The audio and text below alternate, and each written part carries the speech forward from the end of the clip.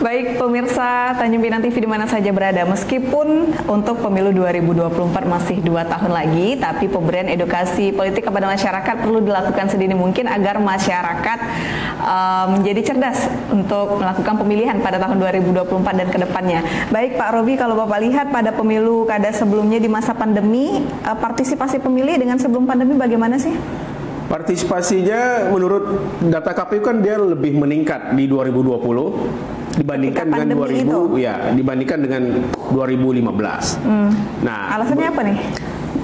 Alasannya banyak yang menyebabkan peningkatan faktor orang memilih itu ya. Ternyata di pandemi lebih banyak memilih orang ya. Ya, jadi misalnya satu calon siapa yang diusung, ini akan mempengaruhi. Kira-kira dia suka nggak dengan calon itu. Kalau dia suka, dia akan datang gitu. Kemudian bagaimana lembaga penyelenggara pemilu melakukan edukasi politik dan sosialisasi. Apakah sudah masif atau tidak? Kalau masif, maka orang akan sadar dan penting menggunakan hak pilih. Yang ketiga, faktor tim dari partai itu. Mereka memperkenalkan calonnya. Apakah sudah begitu maksimal atau tidak? Nah, keempat tuh mungkin bisa saja salah satunya adalah kos politik tadi. Money politiknya. Kos politik. Nah, biaya politik. Biaya politik yang dikeluarkan calon. Apakah dia untuk yang lain-lain itu ya? Nah, ini yang mesti diatur serius oleh penyelenggara pemilu, baik DPR. Karena kan banyak kepala daerah di Indonesia itu tertangkap oleh KPK gara-gara mengembalikan biaya kampanye yang begitu besar. Mereka harus menyiapkan sampai miliaran ya. Bahkan katanya kalau untuk provinsi itu sampai 50 miliar. Kalau kabupaten itu 20-an sampai 50 seperti itu. Maka selama mereka menjabat itu yang harus mereka kembalikan. Nah, yang tertangkap oleh KPK itu ini menurut kajian-kajian akademis. Jadi banyak hal-hal seperti itu. Maka kos politiknya terlalu besar. Nah, 2024 ini nanti bagaimana siasat KPU, Bawaslu dan pemerintah mensederhanakan kampanye itu sehingga calon tidak terlalu besar untuk keluar biaya kampanyenya. Baik itu pemilu legislatif. Bayangkan kalau sekarang kan image-nya orang kalau nggak punya duit, dia nyalon harapannya tipis untuk bisa dipilih. Maka untuk bisa dipilih sebagai caleg, dia bukan hanya terkenal di tengah masyarakatnya, tetapi juga harus didukung oleh kapital yang kuat, modal duit yang besar. Nah, ini kan bisa menjadi ancaman dalam negara demokrasi. Bagaimana orang pintar dia tidak punya duit nggak bisa terpilih. Tetapi orang yang biasa saja dia punya duit terpilih. Ini kan menjadi persoalan. Bagaimana mereka menghasilkan produk hukum yang kalau di DPR itu undang-undang, kalau di daerah namanya perda dengan kualitas SDM yang lemah. Nah, ini karena sistem pemilu kita meminta sekarang ini lebih kepada modal yang harus kuat besar ya. Nah, kalau Bapak melihat prediksi tahun 2024 partisipasi pemilih bagaimana?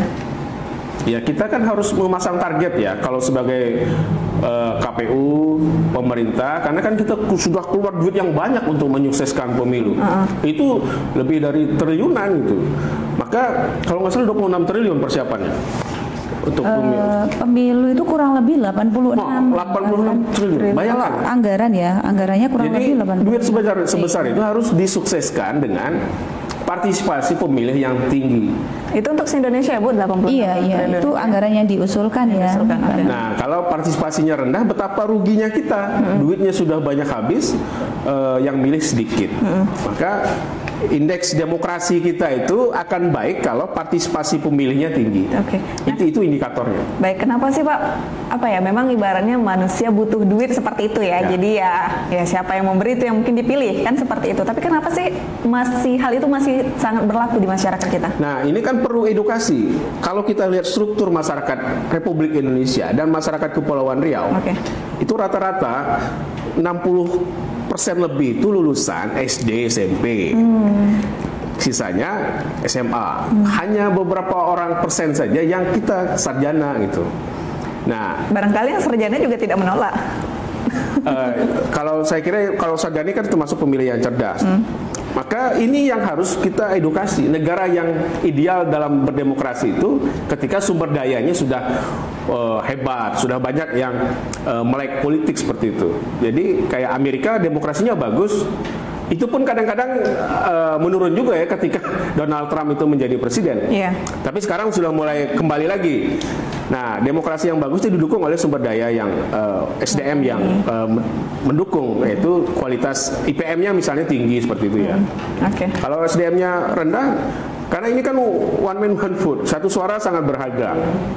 Jadi kalau banyak orang yang bisa dipengaruhi karena dipengaruhi dengan cara-cara tertentu, kemudian dia memilih orang yang tidak kompeten, kan jadi persoalan. Suara profesor sama dengan suara yang nggak sekolah. Ini kan demokrasi jadi seperti itu. Kalau kita tidak betul-betul memanfaatkan dengan bagus, mengedukasi pemilih kita. Baik, Ibu, kalau dari KPU bagaimana cara mensiasati kos politik yang besar itu? Saya rasa begini, kos atau anggaran untuk pemilu itu budget yang mungkin sudah dirancang ya, sudah dirancang kebutuhannya untuk seluruh dalam arti itu seluruh secara nasional ya. Tetapi yang harus kita pahami bersama, jadi beban itu bukan hanya di KPU selaku penyelenggara, tetapi terkait tadi yang disampaikan Pak Robi, partisipasi itu bukan tugasnya hanya KPU gitu ya. Tugas kita semua, pendidikan politik itu penting ya Pak ya. Pendidikan politik itu penting.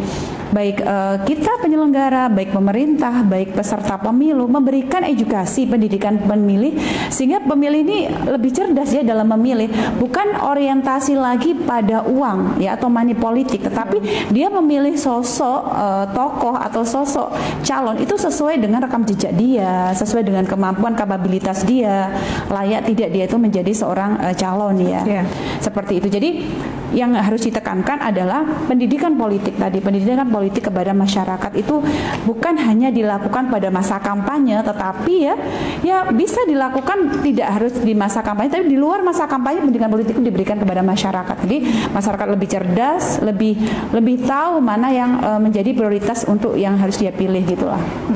Baik itu pemula, ke perempuan gitu kan, ke tokoh agama dan sebagainya. Saya rasa menjadi tugas kita bersama ya untuk pendidikan politik dan pendidikan partisipasi masyarakat. Gitu. Oke, kalau untuk apa ya, misalnya dalam masa kampanye itu ada pemberian barang, misalnya satu barang harga 20.000 itu apakah untuk tahun 2024 nanti dalam masa kampanye itu tetap masih berlaku?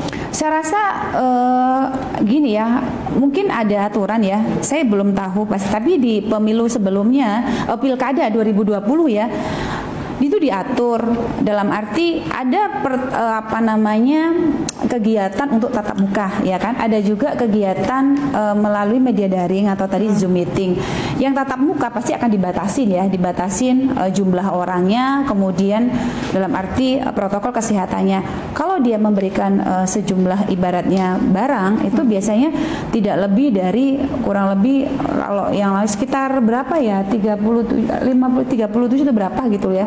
Dalam arti snack itu juga dihitung. Jadi kos biaya untuk kampanye itu sudah diatur Mbak gitu. Ada batasannya, tidak boleh melebihi batasan dari biaya kampanye. Jadi segala sesuatu itu ada regulasinya. Kalau nanti nggak dibatasi, nanti suka-suka orang itu ya kan.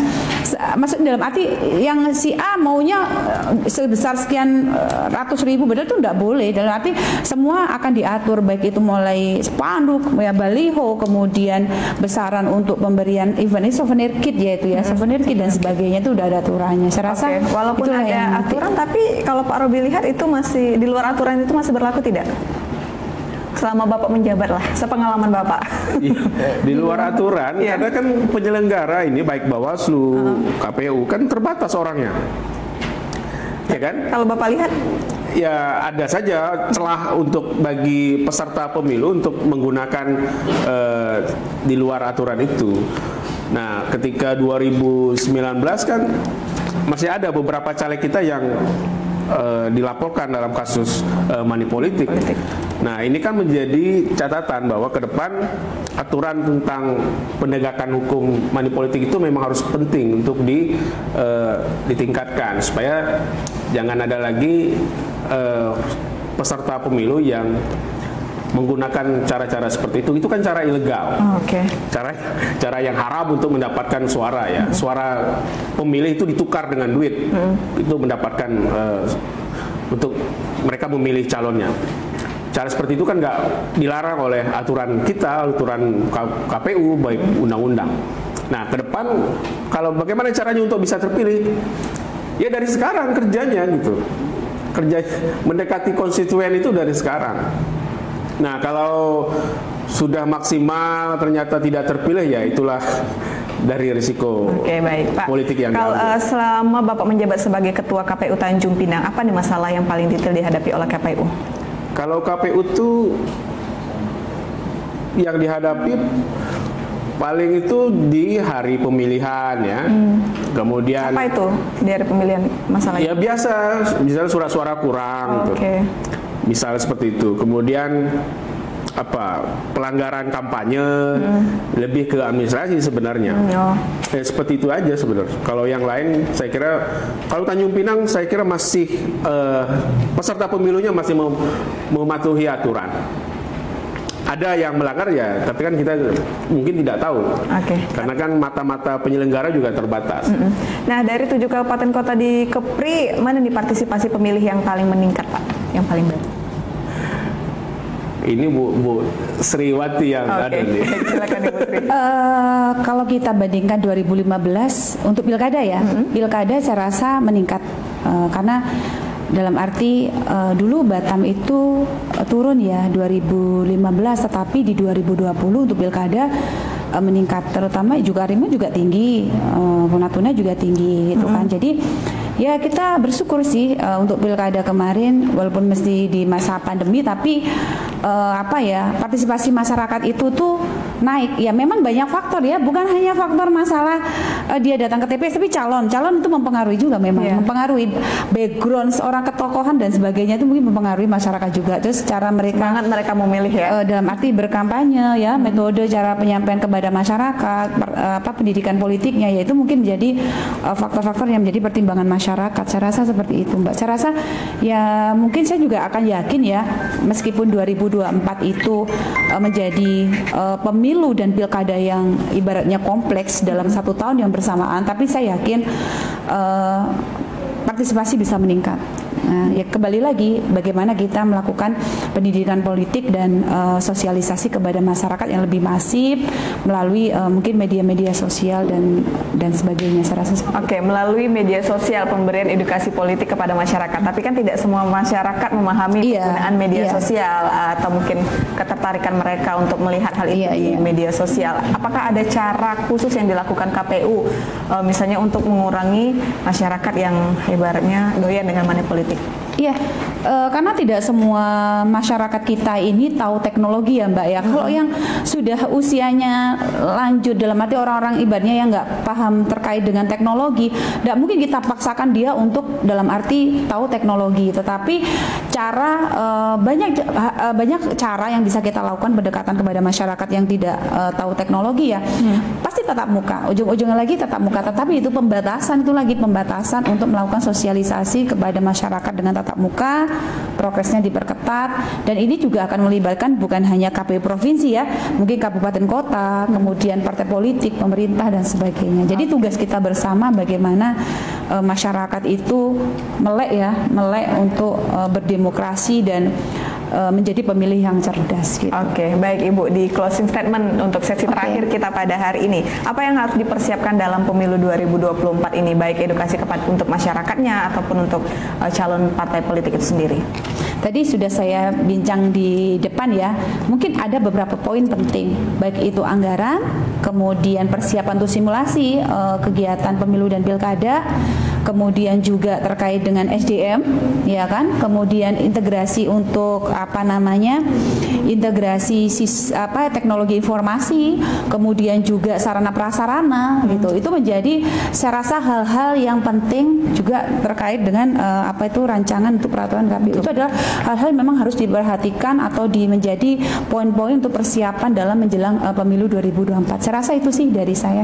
Baik. Kalau dari Pak Robi barangkali sebagai akademisi ada pesannya. Jadi paling penting itu adalah sekarang kita semua, bukan hanya KPU, Bawaslu, pemerintah maupun media itu adalah mengedukasi publik. Ini yang penting untuk bagaimana mereka menjadi pemilih yang cerdas. Bayangkan misalnya di daerah lain di Indonesia, salah pilih apa, beda kubu pilpres itu, dukungan politik calon tertentu, kubur pun sampai dibongkar. Bayangkan, ini tanah kami gitu, kami mendukung presidennya ini, kamu nggak boleh ngubur di sini, kan itu kasihan. Polarisasinya terlalu tajam. Maka pendidikan politik itu sangat penting. Nah, 2024 karena pilpresnya berbarengan dengan pemilu legislatif, maka ada namanya efek ekor jas. Nah, partai politik akan berdampak kepada siapa yang didukung oleh partai mereka. Itu akan berdampak ke bawah. Misalnya dukungannya akan ikut naik ya partai itu ketika calon presiden yang mereka dukung dikehendaki oleh rakyat. Oke. Saya kira itu. Ya, walaupun masih 2 tahun lagi untuk pemilu 2024, tapi memang pemirsa, literasi politik di kalangan masyarakat itu penting dilakukan sedini mungkin karena dengan pendidikan politik yang baik maka akan melahirkan kehidupan demokrasi yang sehat juga. Demikian untuk Dialog Coffee Morning pada hari ini. Terima kasih untuk dua narasumber yang sudah hadir. Terima kasih juga untuk pemirsa yang menyaksikan baik di channel TV Tanjung Pinang ataupun melalui Facebook kami. Dan acara ini disponsori oleh Sanford, air minum dalam kemasan diolah langsung dari Gunung Lengkuas Kabupaten Bintan dengan tagline Anda adalah apa yang Anda minum. Selain itu juga disponsori oleh Kole-Kole, kue mue roti blau dengan tagline sekali rasa teringat sepanjang masa. Selamat pagi dan sampai jumpa.